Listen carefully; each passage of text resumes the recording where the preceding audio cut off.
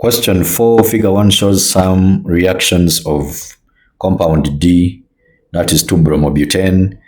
This one is a halogenoalkane. Then we see that here it forms an alkene.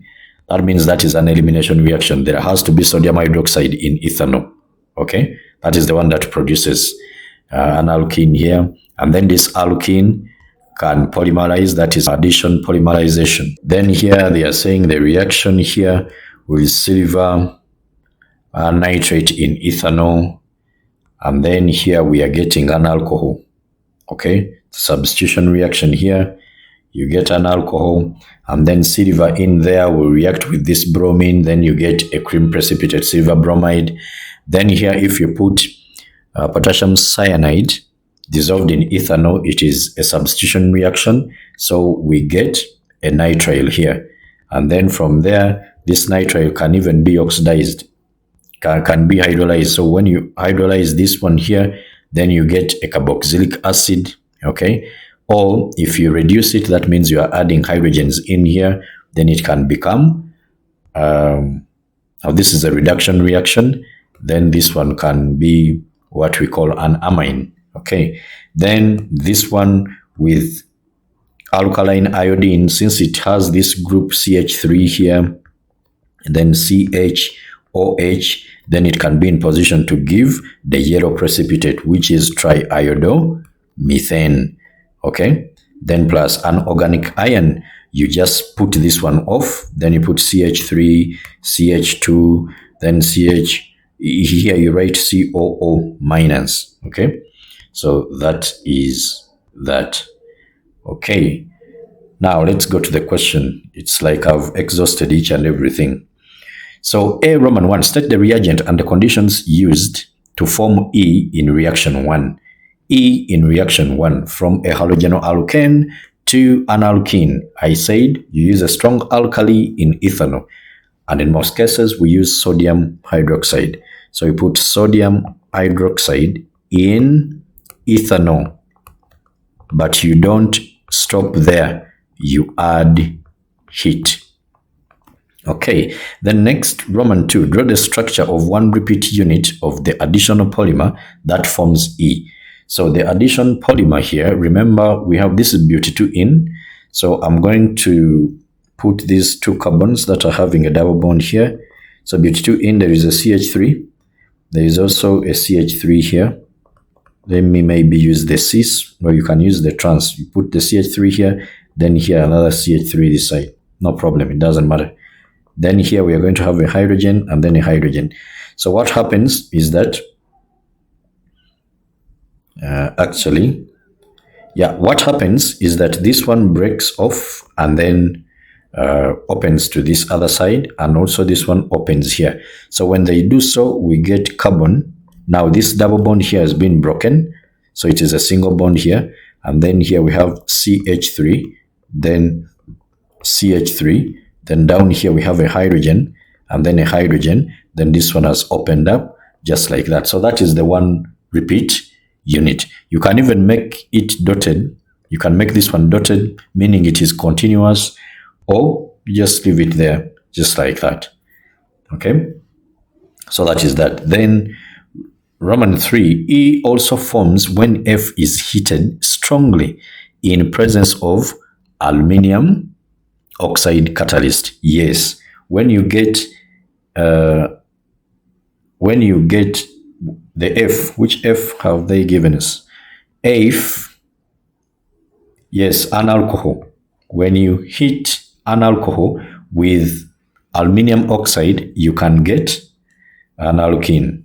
Okay, it's a dehydrating reagent. You can also get an alcohol and then you heat it with you add concentrated sulfuric acid. It is a dehydrating agent. You will still get an alkene. Okay, so write an equation for this reaction.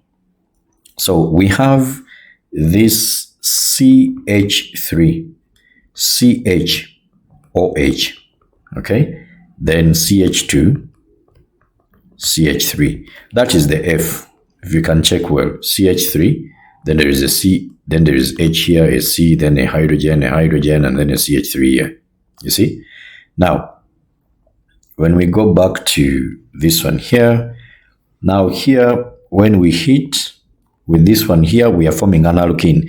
So what happens is that this carbon here loses the OH. Then the adjacent carbons, one of them loses the hydrogen. So it can be this one losing the hydrogen or this one here. But if it is this carbon that loses the hydrogen, we are going to get butan 1O.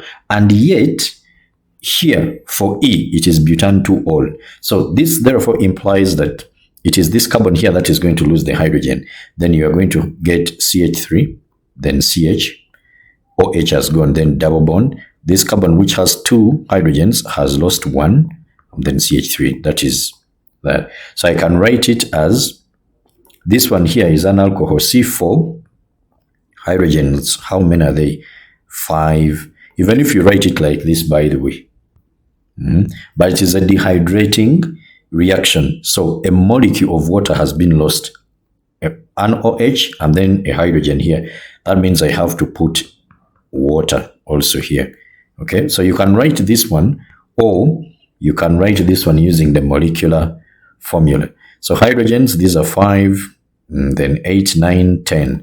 So that will be 10, and then 1 oxygen. So this one will give us C4H8, an alkene, CnH2n, okay? Then plus the water. B Roman 1, predict what is observed in reaction 2. I also talked about it. Reaction 2, check here. Reaction 2. So there has been a substitution here with this one. So the bromine will add up with this one here. Okay, they will react, they form that cream precipitate of silver bromide. So I'll have cream precipitate. Cream precipitate formed. Okay, that one comes from silver ions reacting with bromide ions. This one is aqueous. This one is also aqueous, and then you form that solid there. That solid. Like that. Now this one you're not supposed to show it. Okay. I'm just showing you where things are coming from. Then Roman 2, identify the yellow precipitate and the organic ion formed in reaction 3. The yellow precipitate, I said it is triiodomethane. So you have CH, then this one here, CH, then 3 iodines. And then I told you about the, so when this one is streamed off, then here we are going to have COO, okay? This is CH2, CH3. So that organic ion is going to be that CH3, CH2, COO minus, okay?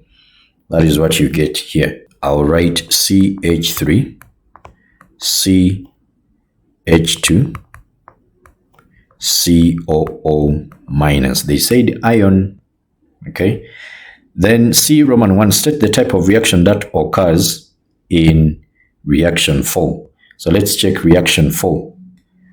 The type of reaction here, what are we seeing? It's a substitution reaction, okay? This one was substituted by the cyanide. So I'll put substitution reaction. But then when they said the type of mechanism, then you said nucleophilic, okay? So it will be a nucleophilic substitution. Then Roman 2, the reaction is substitution. The mechanism is nucleophilic. Reaction 5 is similar to the reaction of lithium aluminium tetrahydride with carboxylic acids to form alcohols. Suggest the role of lithium aluminium tetrahydride.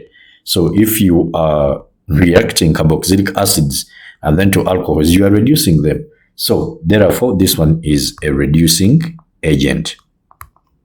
And by the way, this lithium aluminium tetrahydride is a very strong reducing agent compared to sodium hydrodoborate. Okay, this one cannot reduce carboxylic acids. It can reduce the aldehydes and ketones to the alcohols, but non-carboxylic acids. So keep that in mind. Then D Roman 1, figure 4.2 shows the infrared spectrum of one of the compounds DEFGOH. Okay, this is the one here, and they are saying that use the information from the table to identify which of the compounds DEFGOH produces the infrared spectrum. Okay, now from here we can see an absorption. You just look at these peaks here. Okay, just look at these peaks here. But when I look at the table, they always give the table here. From what we were given here, G has also been mentioned, but this one has gotten a nitrile. Now, when I go to the table here, the nitrile 2200 to 2250. Then I go to my diagram here. When we go to the diagram 2200 to 2250, this is 2000. This is 2000, then 100, then 200. This is 300. So 250 is around here. So there is a peak here. There is an absorption here. So since there is an absorption in that region that represents the nitrile, I don't need to look any further. I have to pick that structure that contains the nitrile, which is a G. Okay, so I will just go here and I write my answer as the G. So the answer is a G. The explanation, I will say absorption at 2200 to 2250 per centimeters for carbon, for this nitrile group. As simple as that. Then Roman 2, they are saying in the mass spectrum of D, let's go back and check D. D is here, bromine. Now bromine has gotten two isotopes, 79 and then 81. That means in the mass spectrum, it is going to give those two peaks. There is going to be the M+2 peak. Okay, so the M+2 peak here, we are the relative abundance of the M+1, I mean of the M+ ion and the M+2 ion, their peaks, this one and this one, they are of the same length. Okay, but for chlorine, because the relative abundance is 50% and also 50% for both of them, but for chlorine you will have one, which is chlorine 35, is more abundant. It is 75%. And then chlorine 37 is less abundant. So it is 25%. So you will find that this is the M+ ion and then the M+2 ion. Why are we saying M+2? It's because you can see that the difference is a 2. Okay. And this one is going to be a third of this one. Why? 75 divided by 25, you get what? You get 3. So it is a third of this. Now for bromine, we expect it to be the same. Okay, so the peaks are supposed to be the same. Okay, now let's go back to the question. They said that in the mass spectrum of D, the relative abundance of the molecular ion peak is 3.4. That is the M+. Okay, the M+. By the way, we say M+ because this vaporized sample, this gaseous sample is put into the chamber, then it is bombarded with fast-moving electrons, which cause some of the an electron to be lost by this molecule. So when an electron is lost, of course, something becomes positively charged. Then from there, this one is accelerated using what?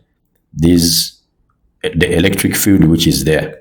Okay, and then it goes this side where there is now we call it the magnetic field, which separates it according to the mass to charge ratio.